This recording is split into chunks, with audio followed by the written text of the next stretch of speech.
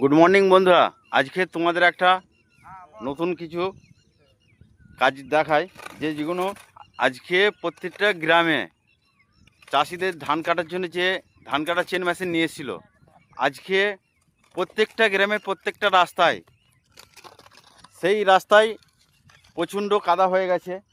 তাই কিছু কিছু মানুষরা যে দিকে যাচ্ছে বিপাকে পড়ছে, কারণ হচ্ছে গাড়ি নিয়ে যেতে পারছে না, মাঝ রাস্তায় যে ফেঁসে যাচ্ছে।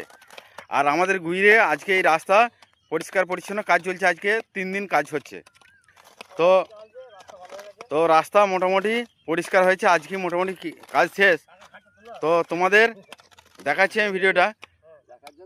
তো যে যেখান থেকে ভিডিওটা দেখছো, তো প্রত্যেক গ্রামেই মোটামুটি চাষ হয়েছে। অবশ্যই যেন রাস্তাঘাটগুলো যেন পরিষ্কার করে নেওয়ার দায়িত্ব বা করানোরও দায়িত্ব অবশ্যই তোমরা করিয়ে নেবে। আর হচ্ছে এই যে আমাদের দাদা ভাইরা কাজ করছে, দেখায়।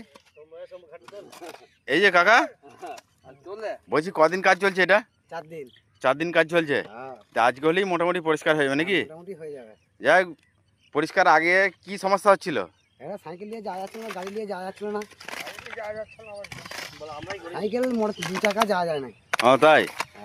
যে যেখানে মানুষরা আসছিল সেখানে প্রচুর কষ্ট বিপাকে পড়ছিল, তাই তো? মানে গাড়ি নিয়ে যেতে পারছিল না, যাচ্ছিল না, জল হলে আর যাওয়া যাচ্ছিল না। তাহলে এই কাজটা হচ্ছে আমাদের কোথায় কাজটা হচ্ছে একটু বলে দাও। আমাদের মানে আমাদের ঠিকানাটা বলে দাও, এটা কোন জায়গায় কাজটা হচ্ছে? কাজ হচ্ছে।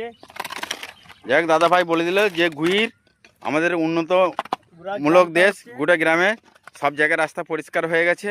আর এইটা হচ্ছে গুইর গ্রামের দাসপাড়া ডিবিসি বাঁধটার কাজ হচ্ছে, মানে চারিদিকেই মোটামুটি হয়ে গেছে অলরেডি।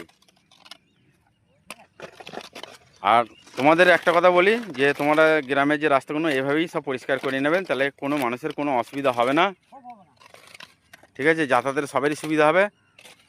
যে যেখান থেকে দেখছো ভিডিওটা বেশি বেশি লাইক কমেন্ট শেয়ার করবে।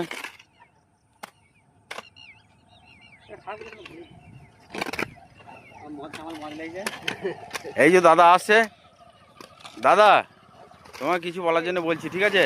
বলছি আপনি তো অনেকটা রাস্তায় এলেন, তো এরকম কাজ কোথায়, পরিষ্কারের কাজ কোথায় হচ্ছে? এইটাই বলে, এতে তো তুমি খুব খুশি? যাক, এটি কি করার দরকার না করার দরকার নেই? করা দরকার, কারণ মানুষের যাতায়াতের খুবই অসুবিধা, এটা অবশ্যই সরকারের ব্যবস্থা নেওয়া। যাক দাদা, আপনার নামটা একটু বলে দিতে পারবে? কোথায় বাড়ি? আমার বাড়ি শাসপুর। দেখো এই দাদা ভাই শাসপুর থেকে আসছে, অনেক জায়গা দিয়ে পেরিয়েছে, কিন্তু এই কাজটা, এই পরিষ্কার পরিচ্ছন্ন কাজটা